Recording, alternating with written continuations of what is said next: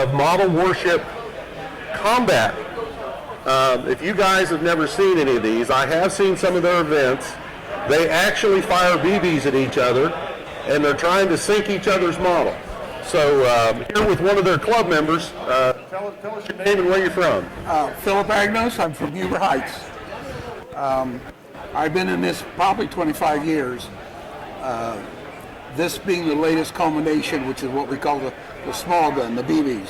Mm-hmm. There's another imagination of it called Big Gun, which uses the same size ship but fires quarter-inch ball bearings. A little bit tougher, a little bit meaner, and we pride ourselves on the fact that we know our ships, the Navy, the displacement, the sizes, the guns. In other words, we're Navy history buffs, every one of us. So what's the scale here? The scale here is 1/144th. Okay. 1/12th. 1/12, okay. Today we brought one of everything. We got carriers down there. We've got destroyers, which are nice, very fast, but vulnerable and tricky to run. Now, you guys have events, I know. What's your next event you got coming up?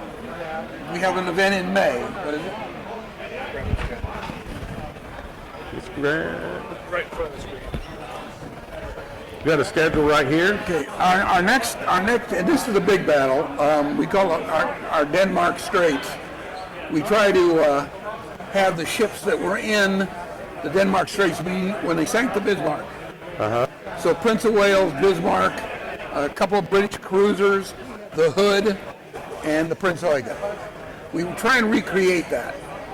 We actually redo history because the Hood has taken out the Bismarck a couple times. We have it on 19 to 21. That's our first this year. 17 June, 15, 16 July, 12th of August.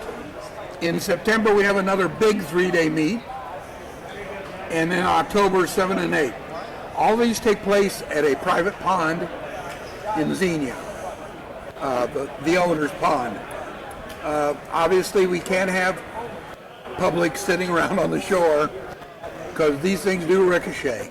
Well, I'm sure you have safety classes and things like that, and from talking to people, I'm aware that you have tech items like the guns can only be so powerful, right. And how they're aimed is also probably a tech item. And I imagine if anybody wanted to get into this, they could probably find a friend over here and get some help and advice and get started. Yeah, absolutely. If this group doesn't know it, no one else does. We've just been through so many. Half of these ships are wooden kits. Give me a wooden kit. Which Mark here, he actually makes these. Okay. And then you obviously build it, glue it together, and put 1/32 balsa sides on it. You've got to be able to penetrate it so they can sink. And then the other way would be with a full fiberglass hull, which is a little bit easier. This would be the HMS Dreadnought, the boat that started it all. Mm-hmm. This made all other navies obsolete when it came out. On this one, you cut out the windows with a saw that were on the wooden one. All of this is so that we can sheet it in 1/32 balsa, meaning any one of these guns on these ships can penetrate it. Mm-hmm. They've got let's call it a sump pump. A pump, if you overcome the pump, give it enough holes below the waterline, it will go down. And you've got a tech on the pump. It can only be so powerful. Is that correct? Certain size ships have certain flow rates. Obviously, the destroyer would be the smallest. Your battleship Bismarck would be the biggest. Anywhere from 3/4 of a gallon a minute to 1.5. Awesome. Well, hey, come over. This is in Building 1, around the middle of the building. A couple islands in. Look for all the warships, and these guys will sure tell you all about it. Thanks for coming to the show. You're very welcome.